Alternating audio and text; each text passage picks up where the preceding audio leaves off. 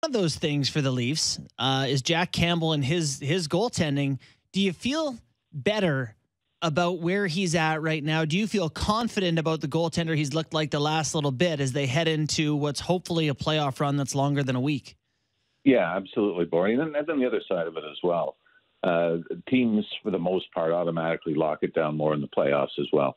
So you're not, for the most part, the odd man rushes are eliminated and the backdoor plays. So even though the margin of error is so slim for goaltender in the playoffs, I think it's easier in some ways because you're not. It's not like a game in February or even that game in Florida when the Panthers came back from a 5-1 deficit.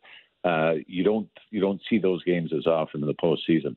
So I think from a goaltender standpoint, if you've got your confidence and you say all I got to do is square up, take the shot, and everybody else will do their jobs. That in some ways it's a bit easier, but when the goaltender is getting beat on those shots, anybody watch Colorado last night? You can find yourself. Yeah.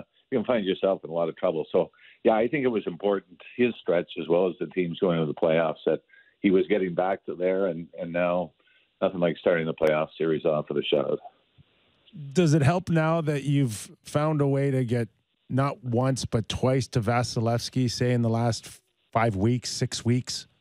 Yeah, I think it does because now we could be talking in 6 hours from now on how Vasilevsky's bounce back numbers in the playoffs have been incredible, and which they have. I'm sure you guys have seen it posted. I think in the last 2 years, he's 14-0 with a .966 save percentage after a loss. So you should be even, not confident that you were able to, solve them, but also be very leery that his bounce back could be the difference in game two. What did you make of John Cooper's comments? Maybe you didn't hear them, but he basically said that, we gave him a freebie. We weren't good. He made it sound like it wasn't about Toronto showing at all and just that Tampa wasn't Tampa. What'd you make of that? I think, the response from Sheldon Keefe, I think, was the same thing. He said, look, he's going to talk. He said, when we got in and got beat 8-1 in Tampa, he said, they're talking about how well they played, and I'm saying that we gave them a freebie. And then, didn't compete that night. So I think it was understandable. And I think, as much as you're going to look at matchups and you're going to watch film about the other guys' tendencies, the bottom line is if you're a confident group, you're more worried about yourself than the other team. So, and let's face it, I think there's a certain amount of truth to it, especially, considering the opportunities they had in the power play in the first period. Ralphie, we know Tampa Bay's got offensive weapons that can match Toronto's. We're talking about guys historically that'll be Hall of Famers, man. And I'm just wondering, how important was it that Matthews and Marner got off the schneid early here and ahead of the points and the Stamkoses and the Kucherovs? Well, everybody can downplay it, but I think it was huge. Even for Marner. And even when you look at Matthews, he played less than 17 minutes. Pierre Engvall and David Kampf had more minutes than Auston Matthews in the opener. So I think, from a Leafs standpoint, I don't think you could have drawn up a game one result any better. With Marner and Matthews scoring, Campbell gets the shutout. The penalty kill was great.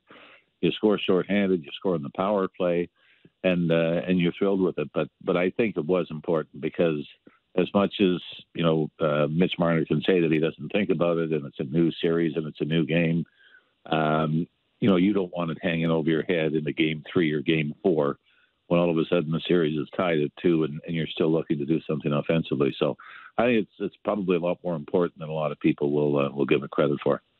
So, Ralphie, in game 1, Spezza can't get in the lineup in favor of Kyle Clifford. Cliffy gets suspended. He's not available game 2, and Spezza's still in the press box.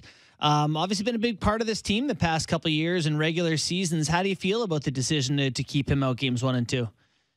Yeah, I still think, Borney, you're going to see him in. And, probably for Blackwell at some point.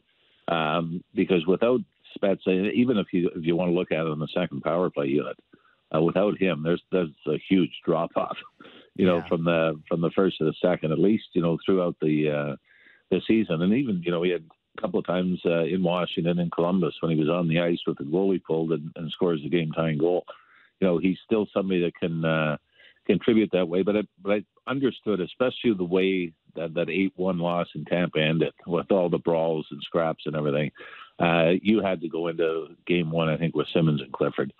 Absolutely. And you wonder if the series goes on. I mean, and Kipper, I'd like your take on this. When you see Patrick Maroon grab Morgan Riley, you say, okay, what's the equivalent of that the other way? And I'm not saying it'll happen, but I'm sure it's in the back of guys' minds that you get another instance like this where there's a scrum and say Simmons and Kucherov or Braden Pointer on the ice. You might wonder if that goes a little differently.